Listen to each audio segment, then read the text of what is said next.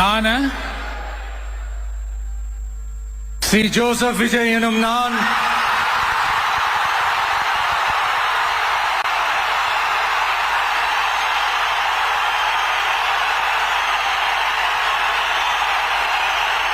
சட்டப்படி அமைக்கப்பெற்ற இந்திய அரசியல் அமைப்பின்பால் உண்மையான நம்பிக்கையும் மாறா பற்றும் கொண்டிருப்பேன் என்றும் இந்திய நாட்டின் ஒப்பில்லாத முழு முதல் ஆட்சியையும் ஒருமையையும் நிலை நிறுத்துவேன் என்றும் தமிழ்நாட்டு அரசின் முதலமைச்சராக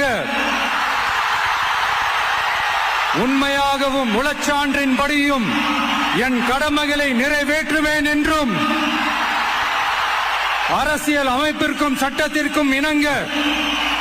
அச்சமும் ஒருதலை சார்பும் இன்றி விருப்பு வெறுப்பை விலக்கி பலதரப்பட்ட மக்கள் அனைவருக்கும் நேர்மையானதை செய்வேன் என்றும் ஆண்டவன் மீது ஆணையிட்டு